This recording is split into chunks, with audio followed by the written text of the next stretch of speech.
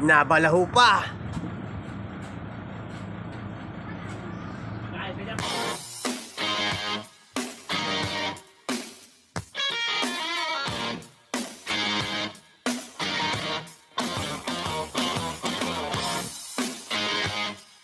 Yo, magandang umaga sa inyo mga katoda. Nandito na naman kami sa Barangay Kamburay. At pipitas ulit kami ng pakwan. Ito yung nakuha ko kahapon. Nagkakahalaga ng 55k. Pinapilit sa akin ni boss na kunin. Kaya pipitasin namin agad ngayon. Actually mga katoda, medyo madamo yung pakwan, kaya medyo mahihirapan yung mga tao kung magpitas ng pakwan. Kaya sila madilim. Silipin na natin. So, ito yung may-ari ng pakwan mga katoda, si Kuya. Para hindi lang pabalik-balik na babantay. Ibig sabihin kaya nagbantay nito kagabi? Oo. Kasi katulong. Ayan, ano din. Nagagayak ng pang sibuyas naman. Sibuyas. Kaya sa araw, Sipag, no? walang problema sa araw. Dahil nandiyan lagi siya. Ay hindi pwedeng hindi magagayak at ano na yung punla. Malalaki na. Saka baka biglang umulan ng malakas, hindi talibago naman. Naglalapat. Kaya naguguhit. Baka isang forward kaya? Ay, hindi lang. Tingnan mo yan. Pagka naipon-ipon lahat yan. Daming... Hindi lang daw mga isang forward, sabi ni Kuya. Yung tansya ko, isang forward lang talaga. Ay, kita mo kung hanggang pag ganun So nagsisimula na sila mga katoda mamitas ng pakwan, no? Yan. Kahit tinurinan nyo. So dito banda mga katoda medyo madamo. Pero pagdating doon sa kabila, medyo wala na siyang damo, madalang-dalang na. Hinog kaya?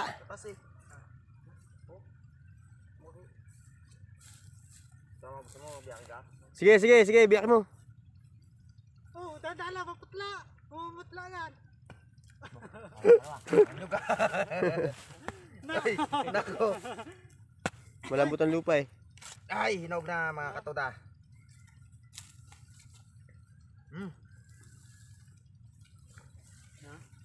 Lagot.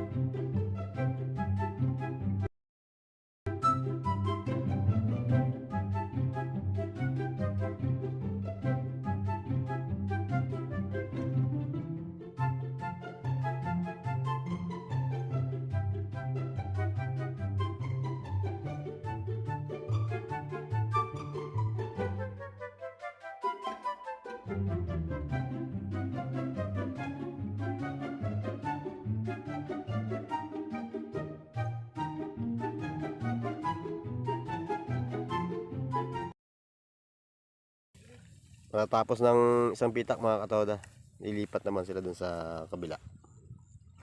Pakwan ba? Dun sa maduma. Duda talaga ako dito mga katoda sa pakwan na to. Mukhang hindi makakaisang forward sa lawak ng kanyang area. Pero napakadalang ng bunga. Tapos inuud na. Parang kabiyak hinog, kabiyak hindi. Kumbaga bantilawan. Hindi ako mapalagay dito sa pakwan na to. Ayan sila mga katoda. Malapit na silang matapos doon. Lilipat naman sila dito. Saglit lang nila pipitasin yan. Ang problema kung saan dadaan yung truck. Kasi nga yung palibot ng pakwan na ito puro sibuyasan na. Although wala namang problema kasi may pag-uusap kami ng may-ari na kapag hindi nakapasok yung truck, sila yung maghahakot ng produkto nila palabas.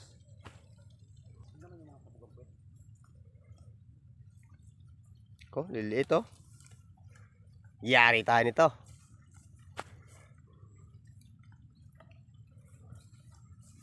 Parang nawala yung mga big balls.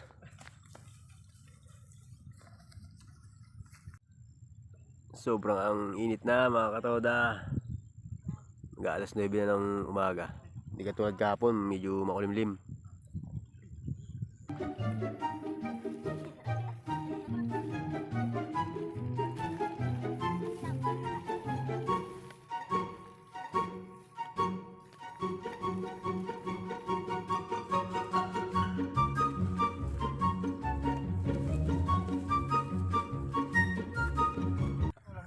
Buti na lang medyo malakas yung hangin. Ito yung pangalawang pitak mga katoda. Sa hektarya, hindi pa makakaisang forward sa lilit ng bunga.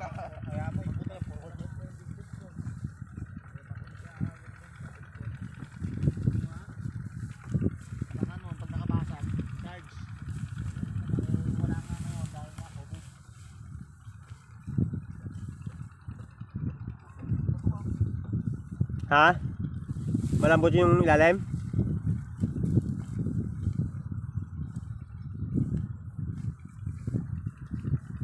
Yung forward pa nila kukuha? Hindi. Yung yung kay Dayna na kulay green na maliit. Kung napansin nyo mga katoda, panay lang din talaga ang lakad. Sobrang dalang ng bunga, layo-layo. Mahirap hanapin ang bunga.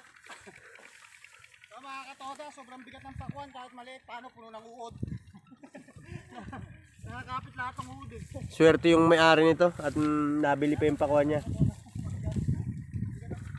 At least nakatulong tayo dun sa farmers para hindi madala mag-time ng pakwan sa susunod. Eh medyo napabayaan niya yung pananim niya.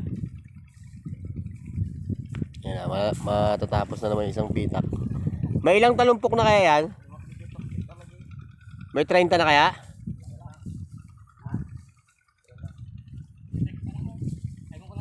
$23 talumpok pa lang. Kailangan mga 50 talumpok yan para makapuno ng isang forward. Pag ganyan kalilit. Lawak mga katoda. Patapos na rin. Ang problema, wala pa rin yung truck na gagamitin namin. Tapos, akala ko kasi pipitasin nila yung pakwan dito sa kabila para makadaan kami. Hindi rin pala pang pipitas ngayon. Problema na naman to sa paglalabas ng pakwan.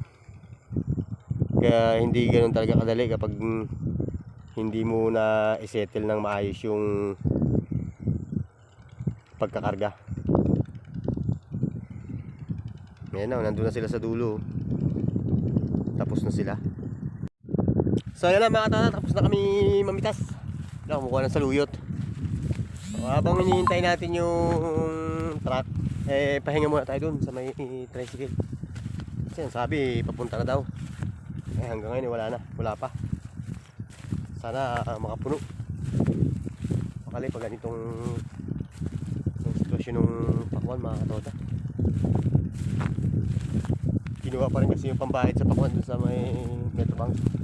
Sabi ko kahapon kunin na para diretso na kami dito. Eh hindi ko pala kinuha ni paring Randy. Dilim. Kita ba?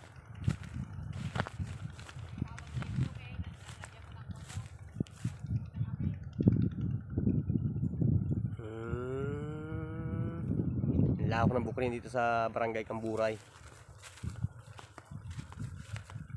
Pahinga muna tayo.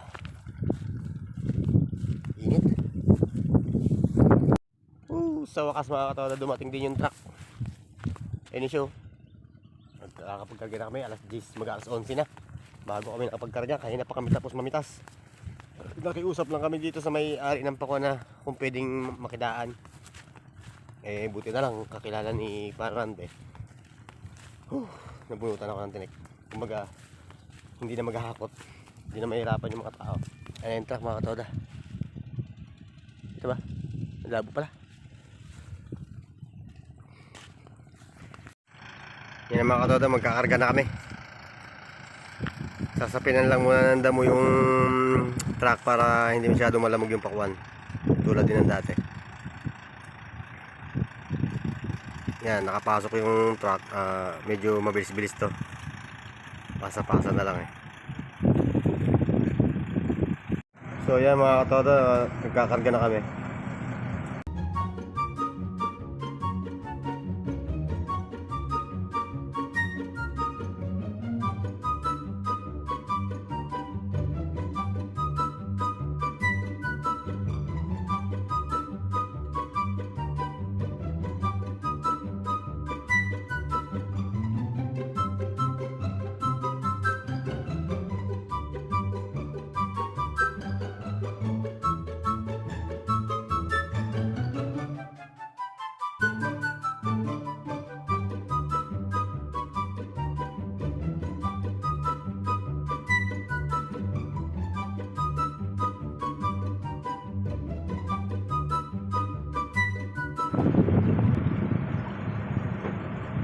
Medyo malayo na balaw yung truck mga katoda.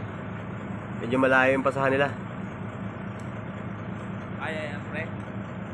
Kayang Forward. Hop! Palaglag ka dyan, Roy! Naku!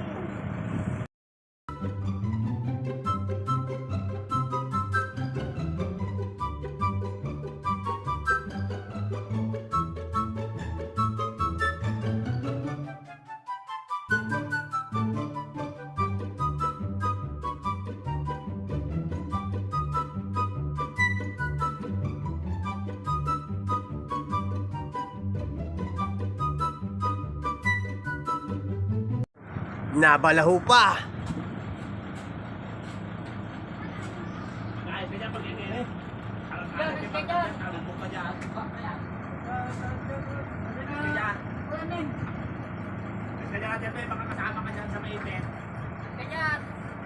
Kaya baka malaglag yung ano.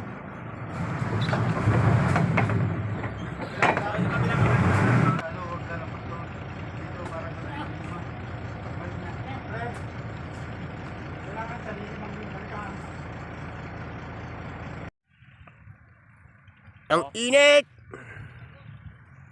Dito nga rin ako, kadami mga bata dito. Kunti na lang mga katoda, makakayari na rin kami.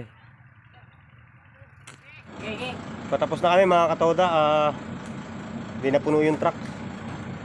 Oh, malaki pa ang kulang. Pantay siding lang siyang 3 dangkal. Ano yung usapan doon? Bayad si Parande. Ilan? Ewan ko magkano. Kasi ilan niya, wala na sa lahat. Nakauwi na kayo mga katoda. Bato. Sobrang init. Painom muna akong tubig. Hanggang sa muli.